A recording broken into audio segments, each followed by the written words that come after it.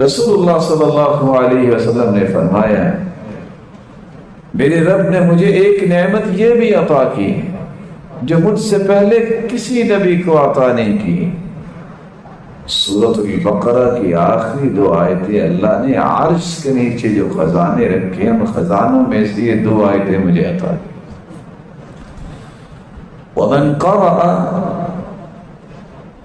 جس شخص نے اس کی تلاوت کر لی، فِي لَيْلَةٍ كَفَتَاهُ، رات کو سوتے وقت جو پڑھ لے تو یہ 2 آیتیں اسے کافی شافی ہو جاتی۔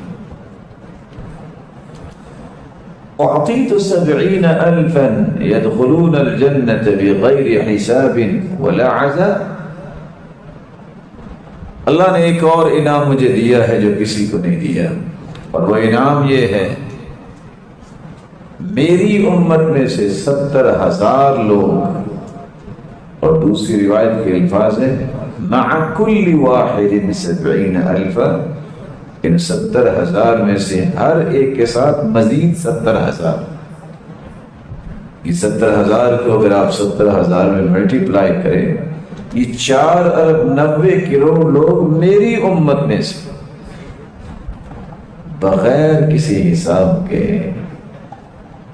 ہاتھوں میں ہاتھ ڈال کے آخری دن بعضهم بعضا، ایک ہی دروازے سے، وجوہہم کالقمر لیلۃ البدر، چاند جیسے ان کے چہرے ہوں گے، اور وہ ایک ہی دروازے سے جنت میں بغیر حساب کے داخل ہو جائیں۔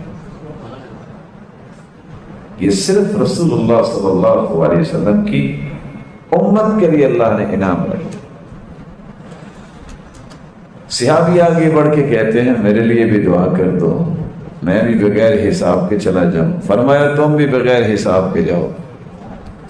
ایک دوسرے صحابی آگے بڑھے، کہتے ہیں سبقک بہا عکاشہ، عکاشہ سبقت لے گیا ہے، اب وہ عمل کریں گے تو بغیر حساب میں جائیں۔ اور وہ اعمال کیا ہے جس سے انسان بغیر حساب کے جنت میں جائے گا؟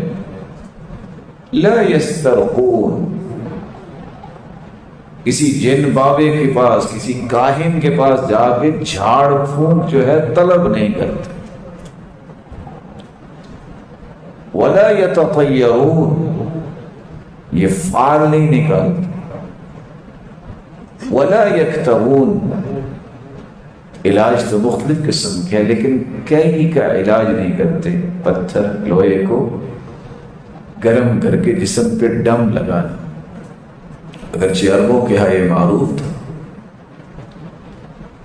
وعلی ربہم یتوکلون، ان کا توکل اللہ پر ہی ہوتا ہے۔ یہ 4 نشانیاں جس میں ہوں گی اللہ اسے بغیر حساب کے جنت لے جائے گا۔ اللہ تعالی ہم سب کو بھی بغیر حساب کے جنت میں داخل